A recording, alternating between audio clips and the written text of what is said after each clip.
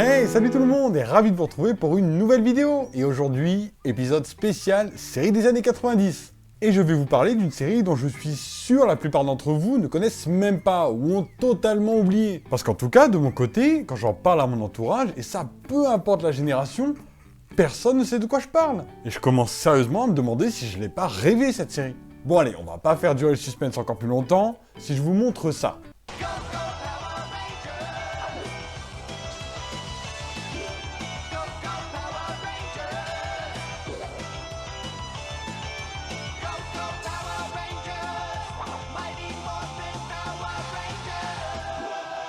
On est d'accord, ça parle à tout le monde. En plus, j'en ai fait un épisode il y a pas longtemps, donc vous n'avez même pas d'excuses. Par contre, si je vous mets ça.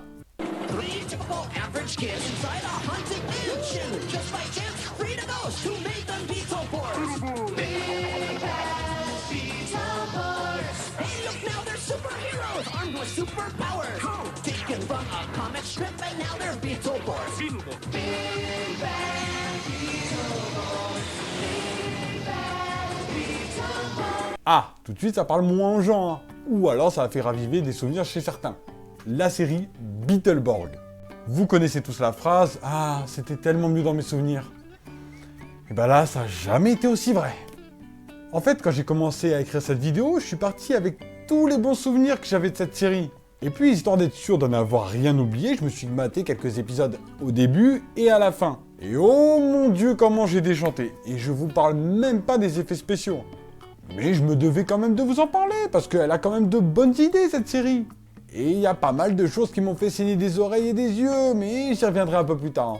Et parlons d'abord de l'histoire et du pitch de départ de la série. Tout commence avec nos futurs héros, Joe, son frère Drew et leur ami Roland, qui part déjà avec un prénom pourri, qui font le pari de rentrer dans un manoir réputé hanté. Une fois à l'intérieur, les trois héros rencontrent un vampire, une momie et une imitation du monstre de Frankenstein. Bon déjà, on est sur le début d'une blague pourrite. Jusqu'au moment où il tombe sur un vieil orgue étrange. Joe s'y accoude par accident et active des notes, ce qui, sans le savoir, déclenche un mécanisme libérant de l'instrument un étrange génie. Un mélange dégueulasse entre un schtroumpf et Elvis, nommé Flabber. Reconnaissant envers ses libérateurs, il accepte de leur exaucer un vœu. Les trois enfants se révèlent être des fans du comics The Beetleborg, et demandent donc à Flabber qu'il les transforme en leur héros préféré.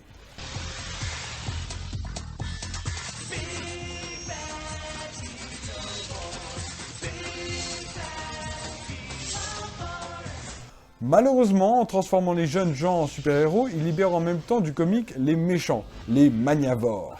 Commence alors une série d'épisodes qui consiste à combattre un ennemi différent à chaque épisode. C'est une série composée de 88 épisodes répartis sur 2 saisons.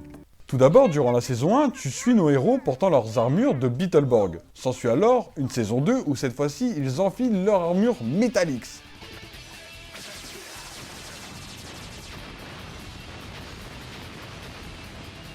En tout cas, c'est pas le générique qui dira le contraire.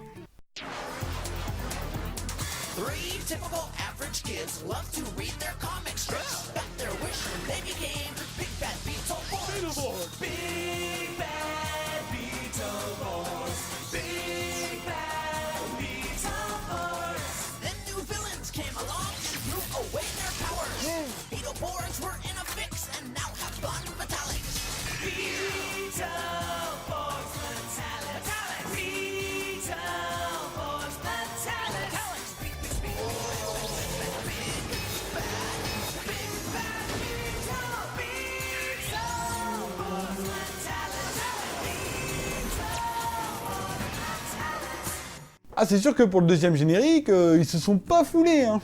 Bon, comme vous avez pu le remarquer, on est clairement sur du Super Sentai style. Tu prends la licence Power Rangers et tu recommences, mais avec quelques différences. Des différences que j'ai beaucoup aimées, et c'est par cela que je vais commencer, des choses que j'ai appréciées dans la série. Déjà, comme je l'avais dit dans l'épisode sur Power Rangers, plus particulièrement sur Power Rangers Turbo, j'avais beaucoup aimé le fait que le Power Rangers bleu soit incarné par un enfant. Ce qui nous permettait de pouvoir nous identifier plus facilement et de se dire que même en étant enfant, on pouvait être un Power Rangers. Et ça, c'était génial. Et bien dans Beetleborg, nos trois héros sont incarnés justement par des enfants. Et pour le coup, ça change. Et encore plus quand tu te dis qu'ils ont choisi de l'être grâce au vœu qui leur a été offert. Vous imaginez, c'est comme si un génie débarquait chez toi, Bon, en soi, c'est chelou, et qui t'offrait un vœu. Bon, déjà, je pense que j'aurais fait un autre style de vœu, hein, clairement, comme être riche, un grand classique. Mais là, faut se mettre dans la peau d'un enfant, et à ce moment-là, je pense que j'aurais choisi plutôt d'être Iron Man. Et là, ce qui change par rapport à Power Rangers, c'est que les 3 enfants ont des super pouvoirs, même quand ils n'ont pas leurs armures. Bon, des pouvoirs somme toute classiques, hein, mais qui apportent une certaine plus-value à la série, sachant que les enfants ne savent pas forcément maîtriser un sport de combat quand ils n'ont pas leurs armures. D'ailleurs, ça m'a toujours surpris ça. Dès que les enfants se transformaient, ils savaient tout de suite se battre. Normal. Ouais, bah, on va dire Super Sentai. Ta gueule. Donc, pour en revenir au super pouvoir de nos héros, tu avais d'abord Joe, qui avait une super force. Oui, bon, ça, tu te calmes, parce que même sans super force, je sais le faire, hein. Ensuite, Drew, qui pouvait faire bouger les choses grâce à la pensée. Non, ça, c'est des fils en nylon, que tu peux bien distinguer d'ailleurs. Et qui te faisait surtout penser que le mec allait te faire un toucher. Tu vas l'avoir dans le cul. Et ensuite, Roland, qui a une super vitesse. Ce qui lui permettait de... d'être fort aux chaises musicales. Non, franchement, cette série, elle était super. Pour son époque. Mais comme je l'ai dit, c'était quand j'étais gosse. Et avec l'âge et le recul, et avec toutes les séries de super-héros auxquelles j'ai été habitué, mater Beetleborg maintenant, ça pique les yeux. Hein. Non, moi je vous parle surtout de l'écriture des épisodes et du jeu d'acteur des personnages. Je vous jure que c'est plus possible, à l'heure d'aujourd'hui, de regarder l'épisode de Beetleborg sans avoir ce genre de réaction. Quoi ? Vous savez quoi ? Le mieux c'est de vous mettre un extrait qui va parfaitement imager ce que j'essaie de vous dire depuis tout à l'heure. Je vous jure que quand je suis tombé sur cet épisode au hasard, j'en croyais pas mes yeux. On a récupéré tous les derniers numéros des Beetleborgs. Je propose qu'on fasse une petite pause. Oui, je meurs de faim. Eh ben, t'es pas le seul. Poussez-vous, allez! Attendez, vous vous mangez, putain. Je voudrais une douzaine de beignets en vitesse. Quoi ? Et mes amis aussi. Attends. Voilà, alors ça nous fera 36 beignets gratuits. Oh là là là là là là là. Une petite minute. Y a un problème, monsieur l'agent? C'est pas légal. Oh non, et alors? Je vais devoir regarder ces Non, beignets. non, Ce mais en sont fait, des ça se passe pièces pas comme ça, en fait. Mais qu'est-ce... Oh, bah ça c'est pas juste. Allez, faites ce qu'on vous Oh dit. là là là là. Ils sont sérieux, là ? C'est Eh. mes préférés. Non, stop. Que quelqu'un arrête cette série, s'il vous plaît. Que quelqu'un arrête ces personnes. Oh mon Dieu. Qu'est-ce que... Oh là là là Bien, on là. va aller voler à notre tour. Ce n'est que justice après tout. Revenez, on a des droits. Et on peut appeler un avocat. Ils ont vraiment dit ça. Non mais sérieux, ils ont vraiment dit ça. Alors je veux bien que ce soit une série pour les enfants, mais ça n'a jamais été une excuse, et ça le sera jamais. Faut arrêter de nous prendre pour des neuneux.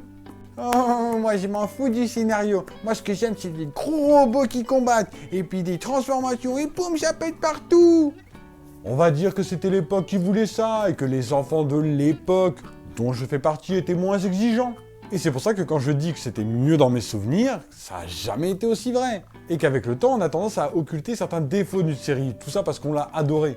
Tout ça pour dire que certains souvenirs doivent rester des souvenirs, et qu'ils doivent bien rester enfouis dans notre esprit. Mais comme on est sur une chaîne de partage, je me devais de vous parler d'une série de mon enfance. Alors si vous aussi vous avez des séries de votre enfance que vous avez adorées, et que vous avez aussi occulté certains défauts, vous avez qu'à la partager, et comme ça j'en ferai peut-être une vidéo. Sur ce, moi je vous dis à dans 2 semaines pour une nouvelle vidéo. Ciao!